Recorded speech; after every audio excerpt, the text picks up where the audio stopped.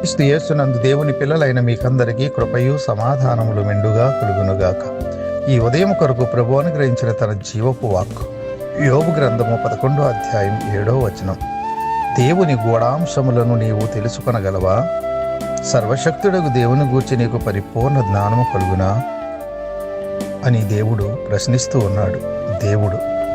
దేవుడు యోబును ప్రశ్నించిన మాట ఇది. దేవుడు మహామహిమాన్వితుడు. ఆయన మనం పూర్తిగా అర్థం చేసుకోలేము. ఆయన ఆది అంతాలు లేనివాడు. ఆయన సర్వవ్యాపి, మహాజ్ఞాని. ఆయన లేని స్థలమే లేదు. దేవుడు పరలోకంలో నివసిస్తూ సర్వలోకాన్ని పరిపాలిస్తున్నాడని బైబిల్ మనకు వివరంగా చెబుతుంది. యెహోవా ఇలాగ ఆజ్ఞయించుచున్నాడు, ఆకాశము నా సింహాసనం, భూమి నా పాదపీఠము అని ప్రభు తెలియజేస్తున్నాడు. దేవుడు అన్యజనులకును రాజై ఉన్నాడు. దేవుడు తన పరిశుద్ధ సింహాసనం మీద ఆసీనుడై ఉన్నాడు.